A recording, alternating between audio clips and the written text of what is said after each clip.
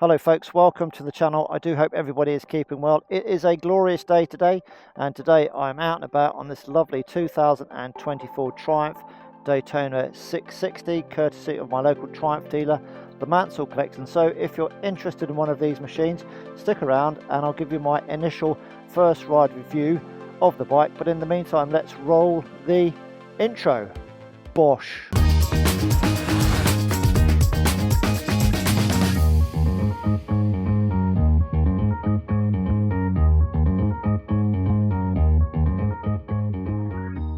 So here we are then, Triumph's Daytona 660, new for 2024 in the rather sporting colour of black and granite. I can't remember what it is officially called by Triumph, but this is a nice colour. So let's take it out for a little bit of a ride.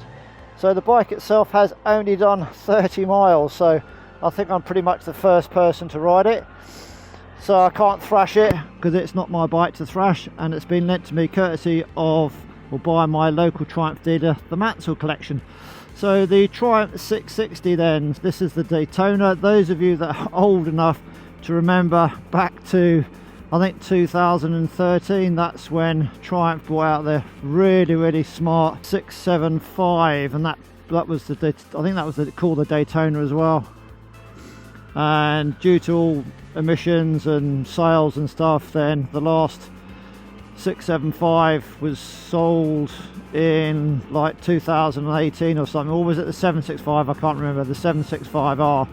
So anyway, the Daytona has been out of the game since 2018, courtesy of the EU emissions and dropping sales. But that their R bike 2018, that was a beautiful machine, and this bike is also a very pretty looking machine, and the silhouette is pretty much exactly the same as the 2018 R model that was put to bed. So here we go then, the Daytona 660. This is going to be a first ride review, my initial thoughts. So I've actually ridden this bike today and yesterday actually, so I've done a few miles on it, all of like 30 miles.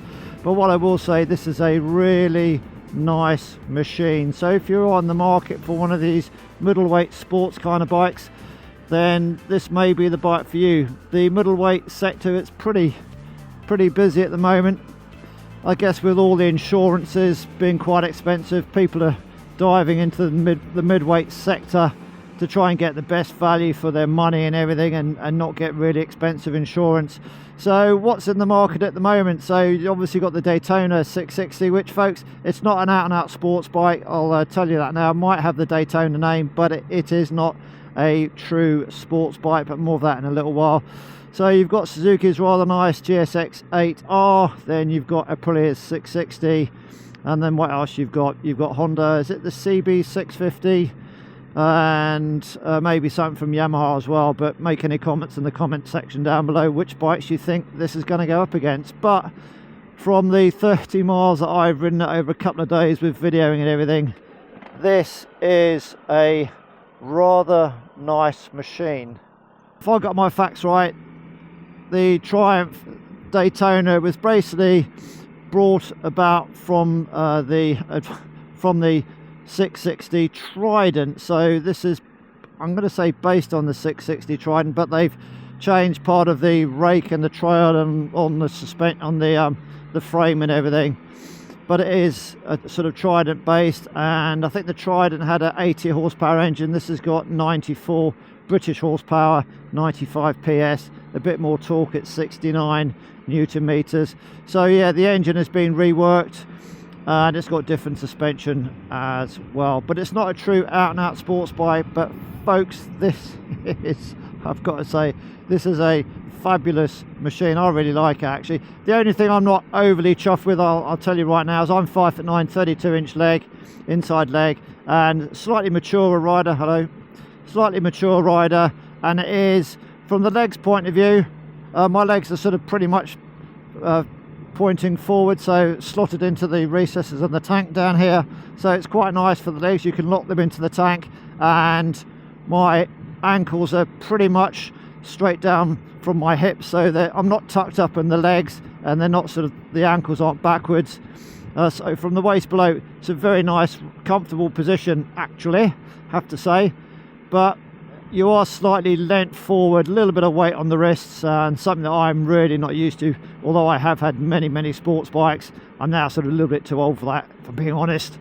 But yeah, you're slightly crouched forward, and your head is slightly looking up, so maybe you're not upright, put it that way. So it is sports orientated, but it is a Daytona 660, and I think it's the only bike in the Triumph range, if you go on their website, that actually is down as a sports bike as such.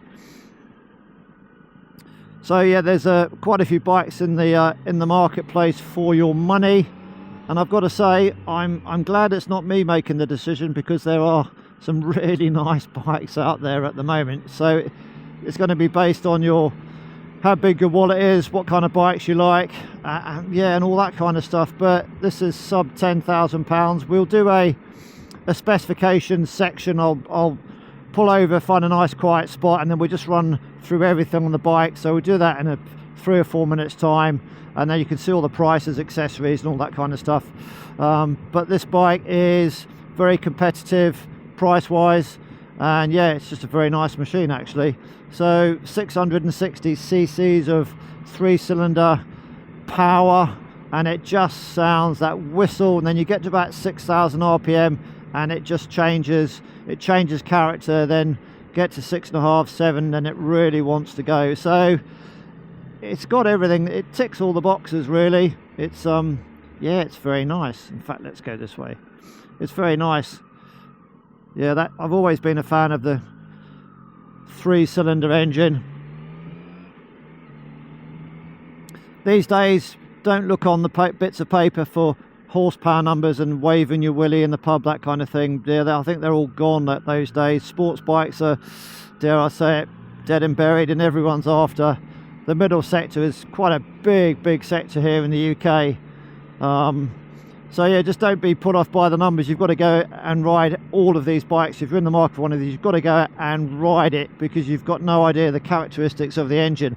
And I'm really surprised how tractable this is, from the 94 British horsepower, 95 PS, and its torque, it makes it from about 80% of its torque from 3,000 revs onwards. And there we go, to 3rd gear, and it just pulls very cleanly.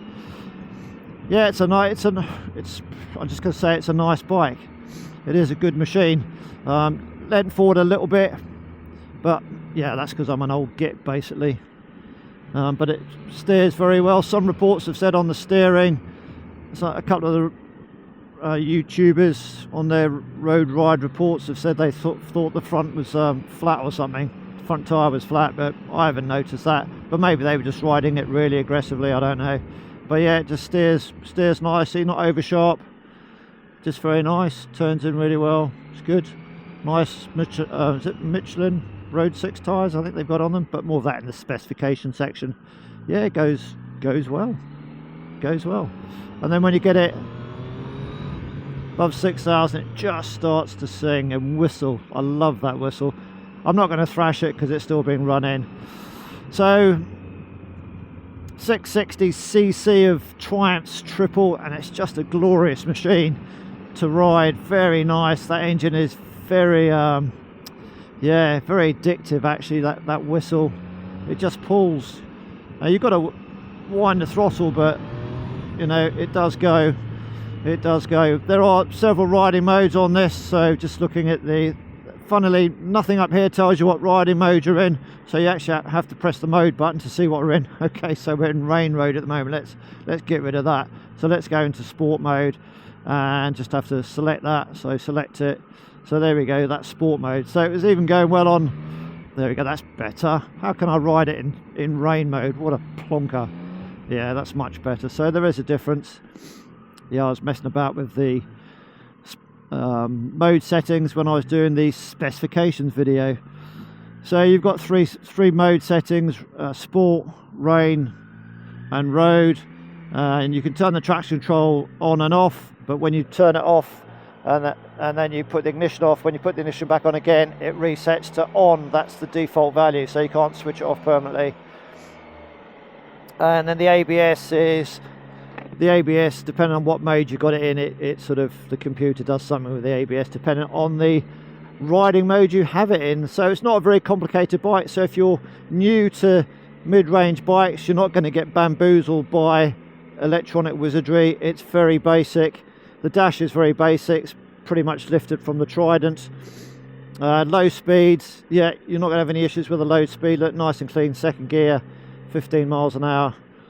Third gear, low speed is great.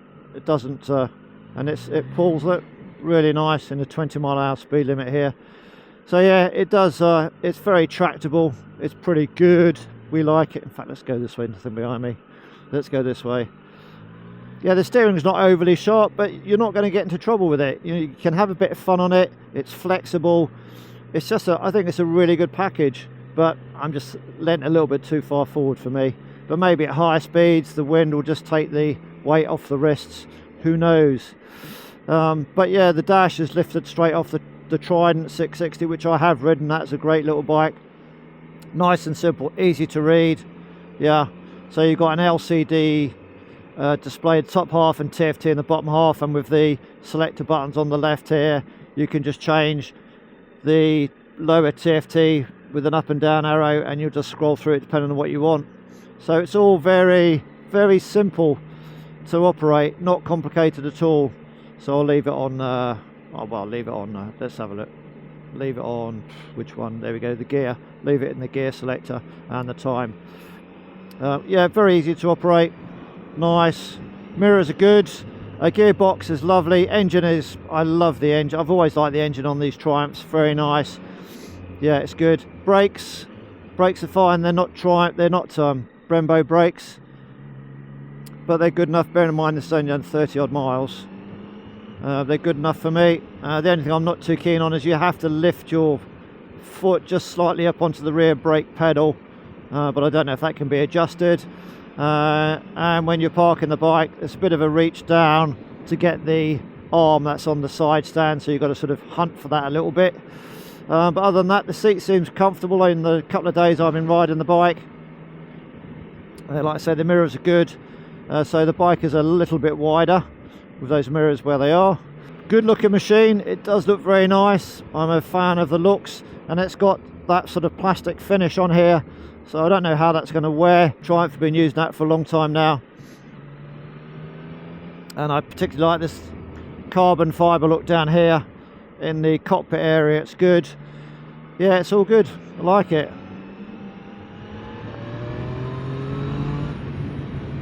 Engine just sounds so nice. Yeah, the engine's really nice, very smooth, just sounds beautiful, but it is really smooth and tractable. This bike doesn't come with much in the way of accessories, but the dealership have put a tank pad on the between my chest, my waist and the tank, and I would not buy this bike, folks, without the aftermarket quick shifter from Triumph. If you're going to buy this bike and you don't fit a quick shifter, the OEM accessory from Triumph, you're an idiot, basically. It's a really nice, there we go, look, really nice quick shifter, and on the way down, it blips on the way down. It's just very good, even through neutral to first. There we go, and then going up the box through neutral.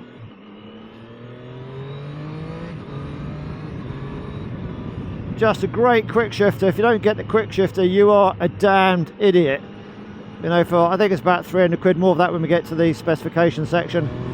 But it is, yeah, the quick shifter just makes it, you know, on the way down, blip it. When you get from neutral into first, and it's quite spongy.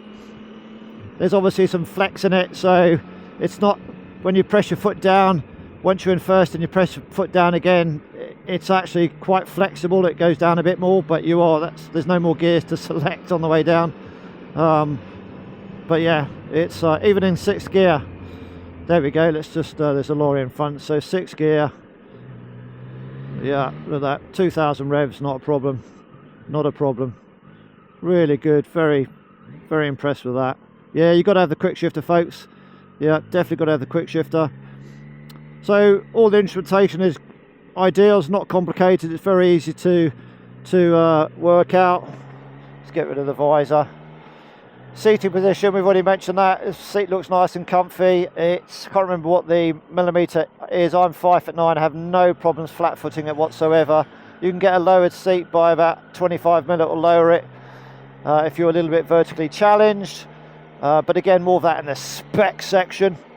But yeah, I can easily flat foot this, and yeah, the seat feels fairly comfortable actually. So it's a good place to be. Not sure how comfortable it would be for a pillion.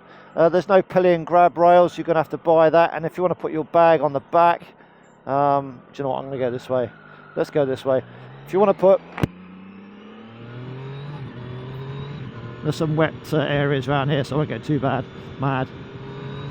So if you want to put a sports bag on the back, chickens, then you might need to get the grab rails to have something to hook onto, because there's nothing on the back really to hook any straps onto, so you might want to consider getting some of those. But the engine is really flexible, and it's not the sharpest steering bike. It's a bit slow to turn in, but yeah, there's nothing wrong with it. And I would say, who's this bike aimed at? Well, first off, suspension wise, I find it's fine actually. There's no adjustments on it. You've got the upside down forks, big piston something forks, so you can't adjust it. So basic suspension, but quality from Showa, and you can adjust the preload on the rear.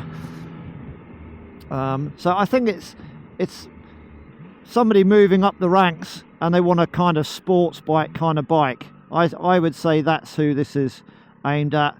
It's a bike that's very easy to maneuver. There we go. I'm 5'9". I'm actually flat-footed with a bend in the knee actually. So, and you can get a smaller seat height as well. Gearbox is good. I've had no issues with it, and it's still a new bike, guys. Still a new bike. Slow speed, yeah, very nice, nicely balanced. Trying to talk and ride at the same time, not the easiest of things to do. Yeah, it's nice. Haven't had too much in the way of heat coming up from the engine.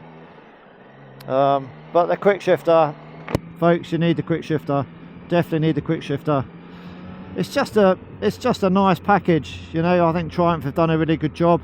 I think what we'll do is go and pull over and talk about all the specifications of the bike from the front and the rear, and then continue on down to the Mansell Collection, the dealer where I got the bike from, my Triumph dealer, and then take the bike back. So let's cue the spec section. Okay folks, it is now specification time, and I have got my handy notes with me, so here we go then. So in the UK, this bike is going to set you back £8,595. For that, you're going to get 2 years warranty with 2 years UK roadside assistance and 2 years European breakdown recovery as well, and that's in 20 countries.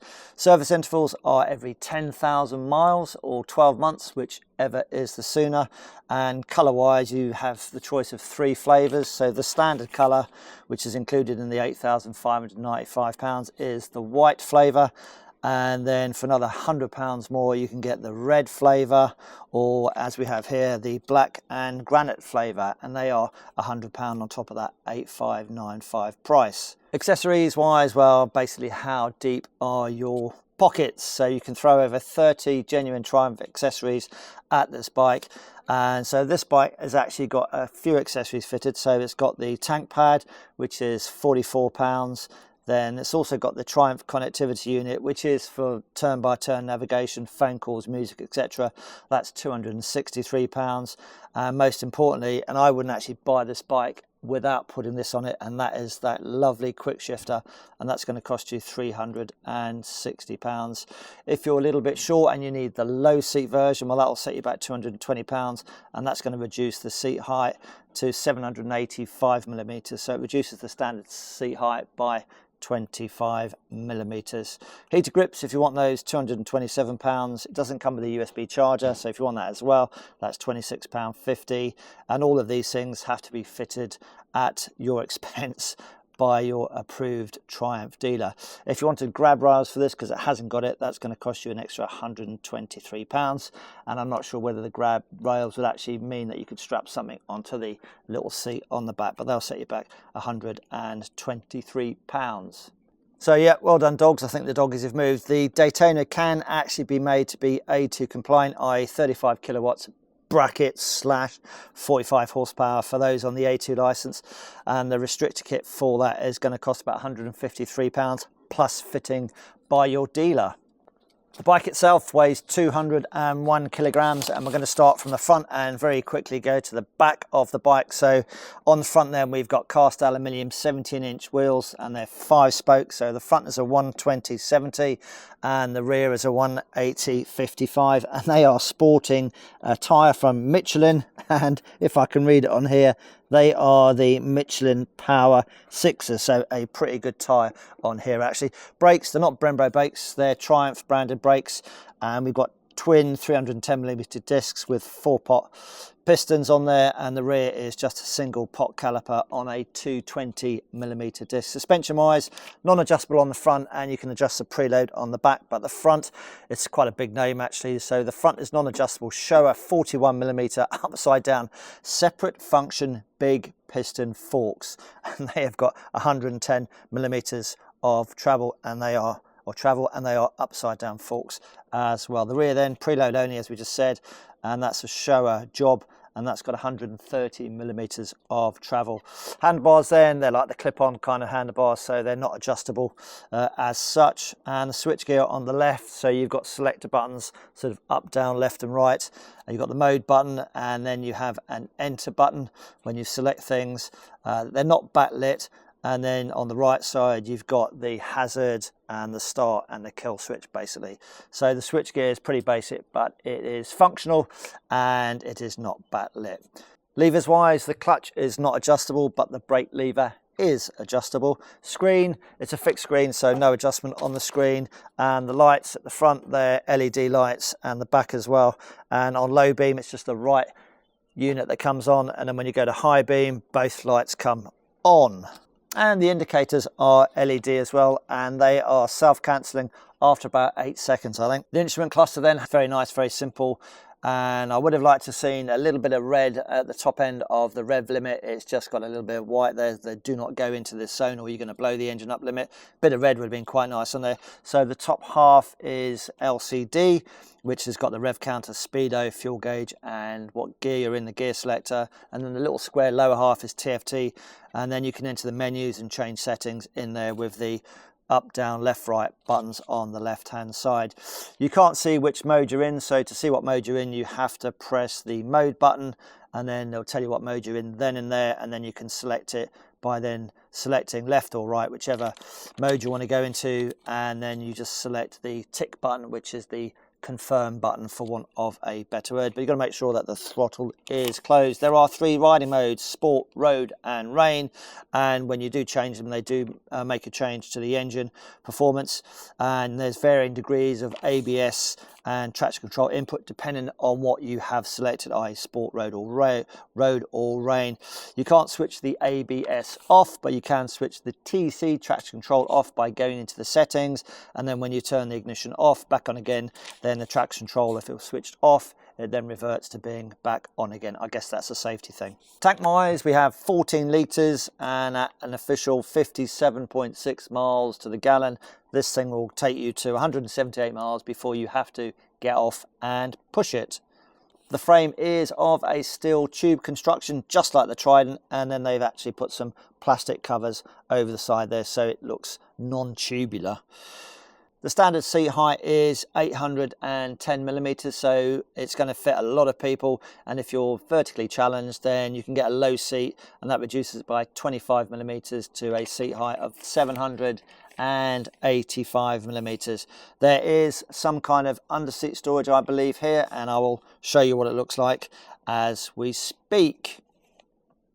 Now we're going to come to the star of the show, this engine. I think this engine is really good, actually. So the engine is a Trident 660 engine, which has sort of been tinkered with, some magic dust sprinkled on it. So it's a 660cc 3-cylinder double overhead cam engine, banging out 95 PS, or in UK money 94 horsepower, and that's at 11,250 revs, and it will redline to 12,650 50 revs, 69 newton meters of torque, and 80% of that is available right down low in the rev range at 3,125 revs, according to what Triumph say.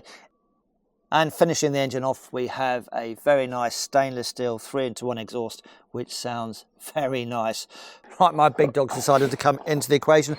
It's a great looking bike, folks, but I think we should actually hear what this 3-cylinder 660cc machine sounds like. So let's start it up and give it a bit of a rev. But it's only done about 20 miles, so I can't rev it too hard. So let's start it up and see how that 3-cylinder engine sounds, shall we, guys? Does that sound like a good idea? Let's start it up, shall we?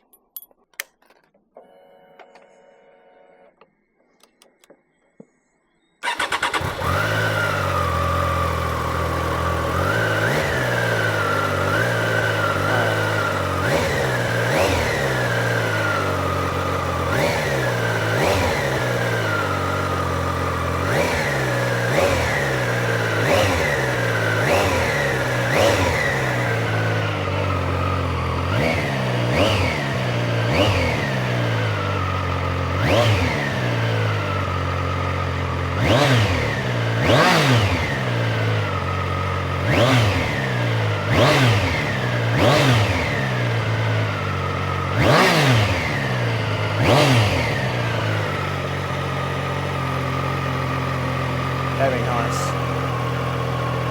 So let's put the jacket and helmet on and continue with the ride on the lovely Daytona 660. Welcome back, folks. Well, I hope you enjoyed this specification section. So I'm just making my way back now to my local Triumph dealer, the Mansell Collection. Yeah, so who's the bike for? Somebody moving up from a smaller capacity into the mid-range bikes who wants a bit of fun. This is certainly a fun bike. Beautiful engine, nice chassis, good brakes, gearbox is good. You've got to get that quick shifter, boys and girls. You are an idiot if you don't get it.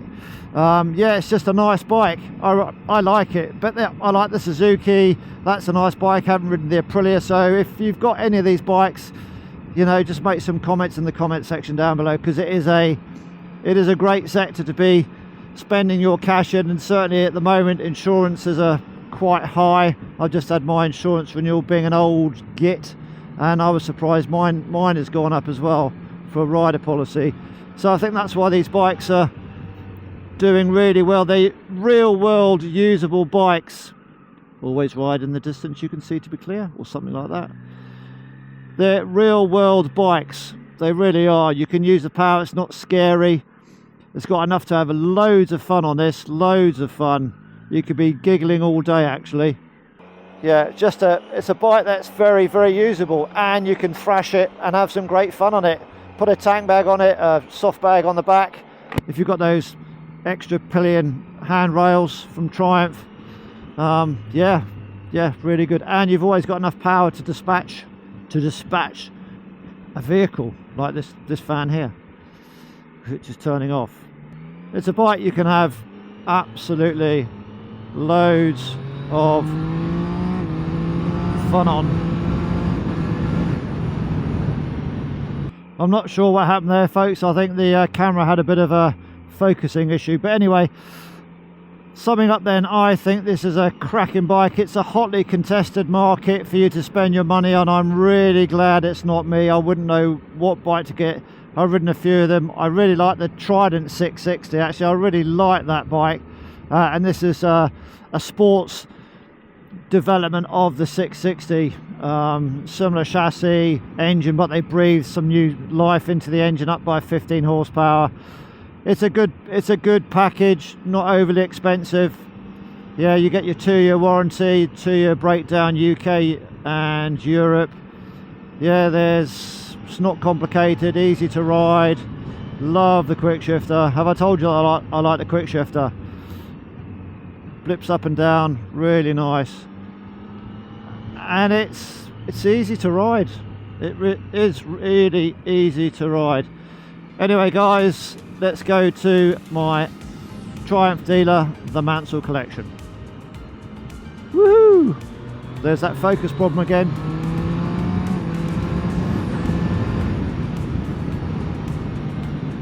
Yeah, I'm shooting this video with the Insta 360 Pro camera, and I think it's got some focus issues. It goes blurry every now and again.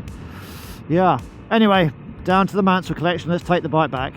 Couple of things then. What I will say is the Road 6 tyres that are fitted to them, yeah, really nice, no issues there. And how many miles has this bike done? It's done 41 miles now, so I've done most of the mileage on it. And obviously new tyres, don't want to bin this brand new bike. And yeah, nice tyres. So Triumph have got some quality stuff on it. So the only thing I think that lets it down is that brake lever. It looks a bit 5p-y kind of thing.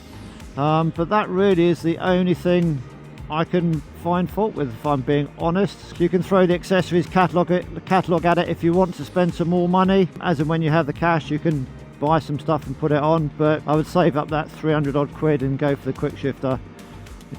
Definitely don't get the bike without the quick shifter. It is such fun. So I am nearly back at my Triumph dealer. So what are my final summing up thoughts of the 2024 Daytona 660? Cracking bike, lovely engine, nice package. There's nothing really not to like about it. It's built to a budget, sub £10,000, but as a package I think it's really good. It is not a sports bike. It's definitely not the Daytona of 2018, certainly not. But it is a very good bike. You can have lots of fun on this. When you're revving it to 12,000 RPM, then it will be screaming in a lovely, lovely tone. I just love the sound of that triple engine, really nice, and 95 horsepower, 94 bhp, not to be sniffed at. Don't judge anything by just performance figures alone. It's a great package, I really like it. Go and try one from your local Triumph dealer, and I would actually like to see just the riding mode sort of shown on there as well to make it easier, because I was in the rain mode to start with and I didn't realise, but I am an idiot. So anyway, thank you very much for the chaps down at my local Triumph dealer, the Mansell Collection. Thank you, great bike, nice bunch of people. Triumph, Channel Islands, Mansell Collection Motors, lots of bikes on show, free coffee, and the only thing is that the side stand, you've got to reach back a little bit behind you, but great machine. There's my beast. And that, folks, has been the Triumph Daytona 660. Nice machine. Go down to your local dealer and try it. And thanks to the lads in the office for allowing me to take it out. Ride safe. Cheerio for now. See you again soon. Bye.